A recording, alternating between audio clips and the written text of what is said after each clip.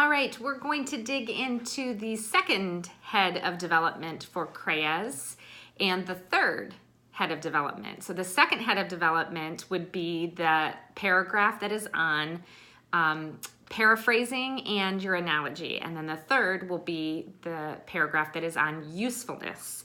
So looking at the second head of development with the paraphrase and the analogy, we're going to kind of talk about what it means when the students are told to paraphrase. So a lot of times I've noticed with this particular portion of the Chreia, students tend to draw upon what they've learned in 4th and 5th grade, and they like to make use of a thesaurus. Here's what I mean by that. If we're taking the quote that we started with in the last video by William Shakespeare, "Poor and content is rich and rich enough," oftentimes what students will do is pull out the thesaurus and replace the words. So you might get something like destitute and satisfied is wealthy and wealthy enough. So I chuckle because this inevitably happens over and over again in the beginning of the year, especially until students understand that we're not just talking about pulling out the thesaurus and replacing words. We're actually wanting the students to tell what the meaning of the quote is. Put it into your own words and tell me what Shakespeare is saying when he says that poor and content is rich and rich enough. What does that mean? To begin this head of development, a transition is helpful. The students have in their binders, or will be getting in their binders, a list of transitions that can be applied to different heads of development. So when we're getting to this paraphrase portion, since the students are putting it into their own words, they could choose to begin this paragraph by saying something like, "in other words," or they could simply come right out and directly say, "to paraphrase," and then go on to put the quote in their own words. But again, we're not just simply saying, take the words that Shakespeare said and replace them with a synonym. That's not a paraphrase. What we want is the meaning behind the quote. Might sound something like this: if one has little wealth, but is satisfied with all God has given him, then he is richer than a man with all the money in the world, but whom is unhappy. So you're putting it into your own words, you're stating the meaning of the quote, and you're doing it in only one sentence or two. So some of the students are going to be a little bit more verbose and they're going to want to explain themselves in 2 sentences. Others are all about getting it out and getting it in one sentence and being done. So either way is fine as long as you're clearly saying what this quote really means in a brief sentence or 2. Once the paraphrase is done, then the last sentence of the second head of development is going to be the analogy. And this is often the trickiest part for students. Not all Chreias choose to keep this in terms of their actual formula for each head of development, but it's a really valuable tool that TMS, we've decided to leave it in because it's good for helping the kids see relationships within their words and also getting them to think outside the box and dig a little deeper in terms of the overall theme of the quote and what the underlying layers mean of what Shakespeare's trying to say. So in this case, and in every case, I guess I should say, the students should have their last sentence be a just as sentence. All analogies need to follow this specific formula so that it's clear. Just as blank, so poor and content is rich and rich enough. The so part is where the original quote comes in. So before we can identify an appropriate relationship or an analogy that fits with this quote, we need to take a look at the words and the relationships that we see. Now, the students have done lessons in class with me on the relationships between words. You may have seen some things come home and they've had to take words like hot is to cold as blank is to blank. Well, up is to down, in is to out. The idea there is that it is an antonym. They are opposite relationships. But when getting to a quote, it's a little bit trickier. It's not as clear as it is with one word to another one word relationship. So the students kind of have to look, and we discuss how there could very well be more than one relationship that seems present within the quote. And the students just have to kind of pick the one that they think is best and go with it. And they're going to need your help, especially early on, to do this. So some choices for some of the relationships are, it could be antonyms, it could be part of a whole, like finger is to your hand. It could be the purpose or the function, pipe is to water. It could be a synonym.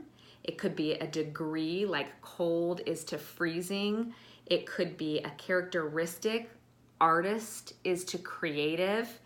And it could be cause and effect. So there are several different relationships. And if I were to take this quote, poor and content is rich and rich enough, the first thing that stands out is that there is a relationship that is kind of opposite. There's an antonym in there, in that poor people are not always thought of as being content. You would think that maybe if they didn't have money, it would be stressful, but this quote is saying poor and content, which are two kind of opposite ideas.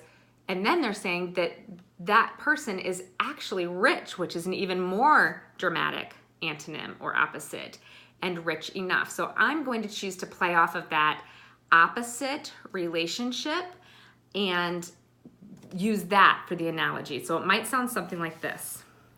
So I'm thinking of something else that is related, in that what we think is true is not really true. The opposite is true.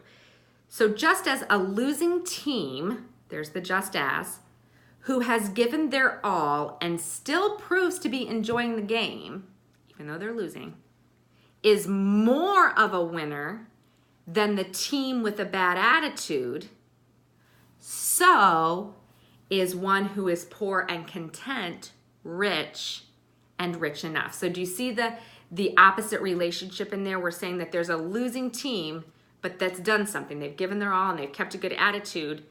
They are actually the winners, not the real winner of the game with a bad attitude. Just like someone who is poor but content, actually the one who's rich. So you're building upon that idea of there being an opposite. So with each quote, it's going to look different. It's not going to be always the antonym relationship that you're seeing, but by using that sheet that the students should have, and if you need another one, I can get it to you, using that sheet to help identify what the relationship is, it will help them very much explain their analogy or come up with an analogy. So moving on to the third paragraph. Well, the third head of development is the usefulness paragraph.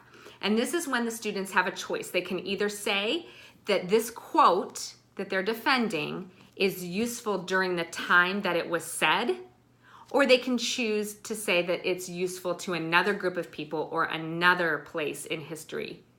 Most of them choose currently. Choosing the past, choosing when it would have been helpful or useful during the time of William Shakespeare requires a little bit more effort in terms of researching what's going on and making sure that historically the kids have a good understanding. And so oftentimes kids choose to avoid that route, and they would much rather choose to relate it to their personal lives and currently in the modern world. So that's fine. They just have to make sure that they can explain exactly why it's useful. One of the pitfalls of the usefulness paragraph is that it lends itself wrongly to hypothetical situations. And by this, I mean that kids will often use the word if. And I told them I don't want to see that in their usefulness paragraph because I do not want them to create a hypothetical situation that supposes something happens and then this quote would apply. That's not very convincing. You're basically saying there could possibly be a chance somewhere out there that if this happens, then I can apply the quote. Well, that's not persuasive. So we want to stick to confident, clear sentences that explain when it's useful. So the first sentence should always identify what time period you're talking about. Are you going to tell me that it's useful to Shakespeare, or are you going to tell me that it's useful to another group of people, or are you going to bring it to right here, right now, and tell me that it's useful today? So one could start by saying, this quote is extremely useful to all who live in today's modern world. Okay, so notice the confidence and the authority that that sentence brings. It's not just a certain small group of people if something happens. It's, no, this is useful to anyone living today. And then I could go on and explain, the world tries to tell people that having a lot of money leads to happiness. And many men and women listen to this voice only to find that they are not truly content with their wealth and fame. Notice how I'm saying that very, again, confidently. I'm saying that the world tries to tell people and that people believe it.